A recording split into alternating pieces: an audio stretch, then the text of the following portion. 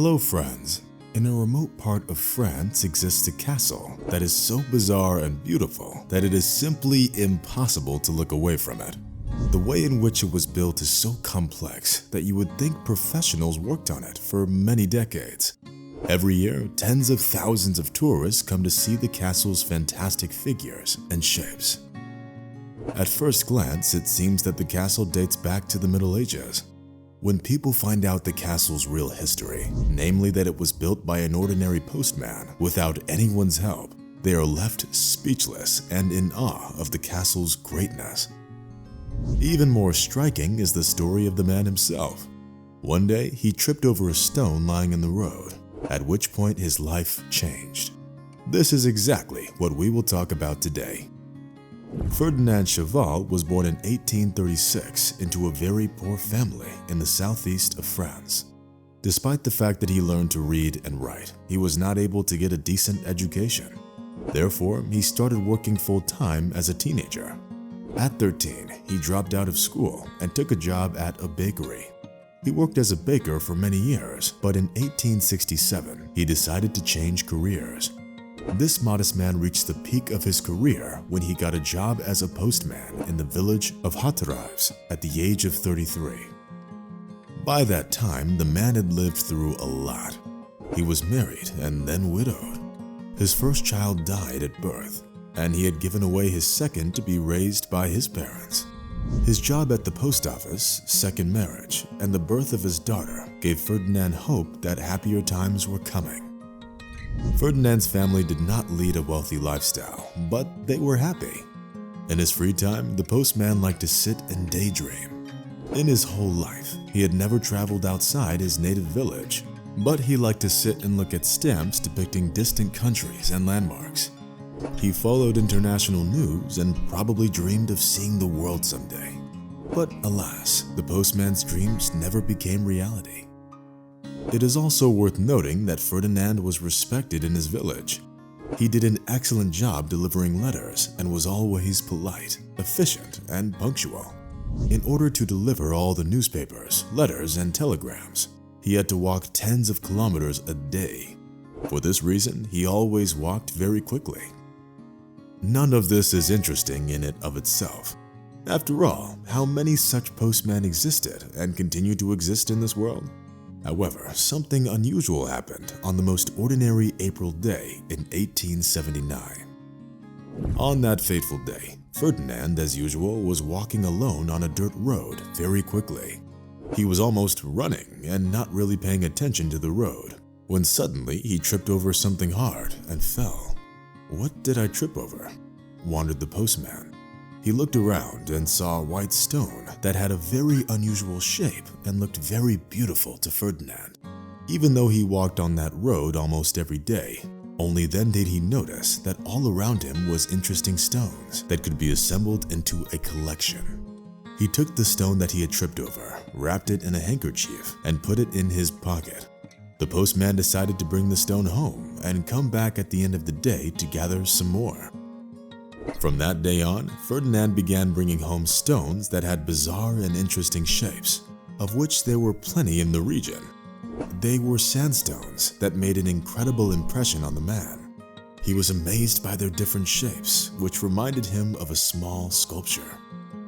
For the next 33 years, Ferdinand continued to collect stones on the 30-kilometer route, along which he carried mail. Sometimes he got so carried away that he would walk an extra 10 kilometers just to find more beautiful stones.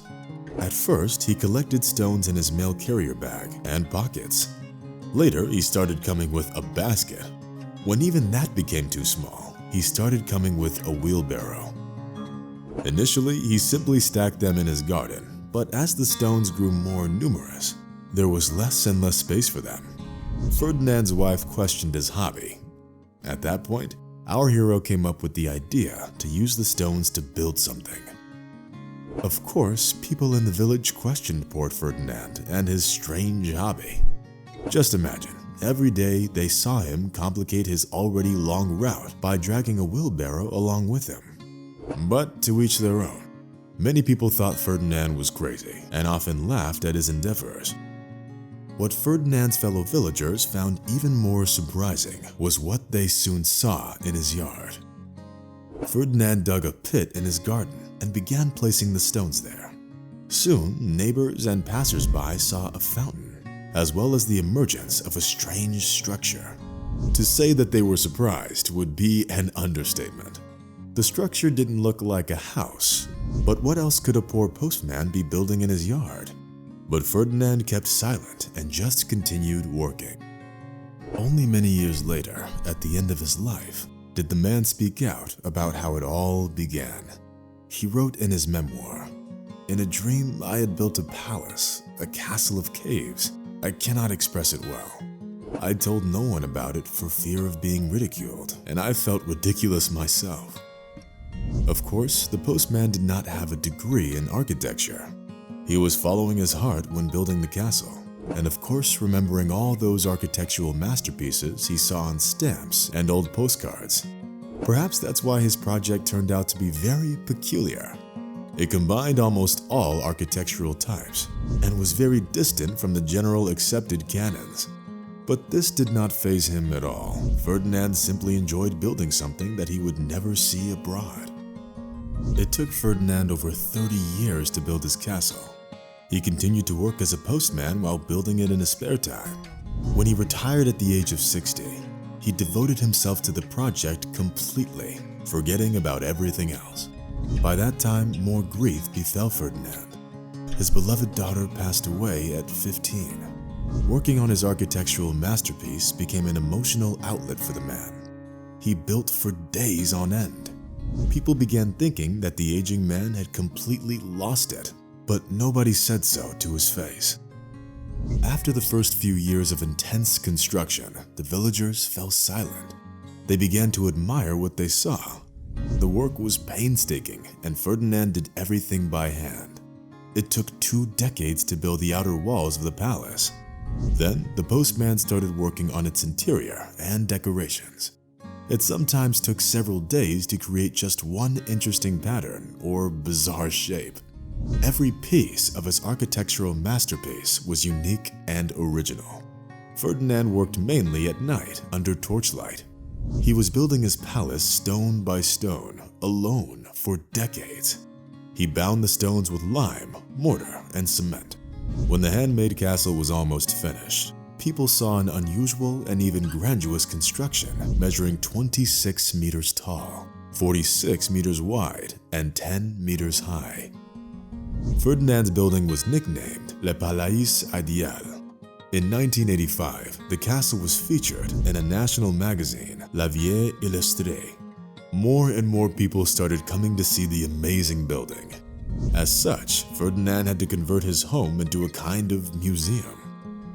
In time, this style was called Art Brut, meaning art that is made by self-taught artists with typically little or no contact with the conventions of the art worlds.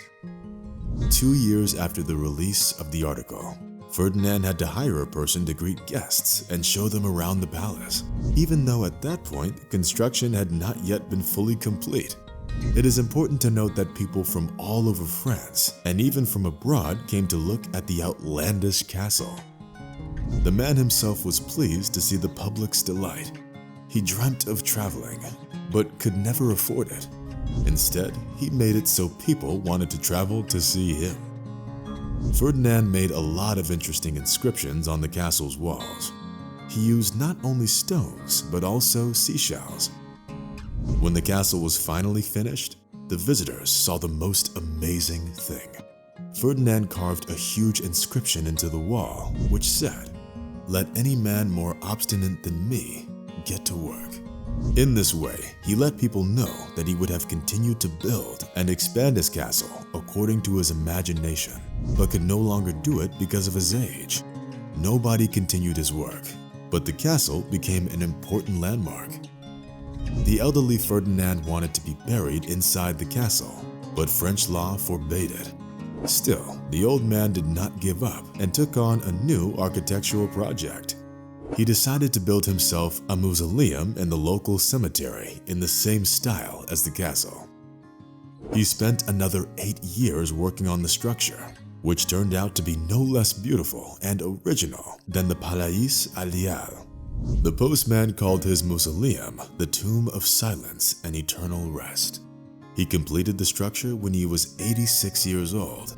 Even at that advanced age, he continued to go out with his wheelbarrow in search of stones. Today, many people say that he was simply obsessed with his idea. But is there anything wrong with that? That same year, Ferdinand's second son died, and 2 years later, so did his wife. The death of his loved ones and the completion of his grandiose construction projects became the logical conclusion to his life. Shortly after the passing of his wife, Ferdinand left this world on August 19, 1929, at the age of 88. After Ferdinand's death, his work was praised by many great artists, and even poets including Pablo Picasso and André Breton. His castle influenced the work of some famous sculptors, and many famous people came to see it.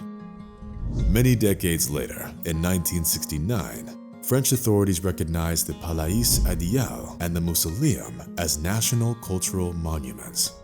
As I already said, more than 100,000 tourists visit the famous castle every year. In 1986, the French post office honored Ferdinand Cheval by releasing a stamp with his image. In his memoir, Ferdinand wrote that he did not pay attention to the caustic remarks of the locals who thought he was crazy for many years. He knew that people like to ridicule and even persecute those they don't understand. He wanted to show the world how much one can achieve with sheer willpower, and I think he was successful. Here is a story of a man who showed us how to follow one's dream, despite the fact that other people may not always understand it. Friends, what do you think of this story? Why did he build all this? Make sure to share your opinions in the comments. See you soon. Bye.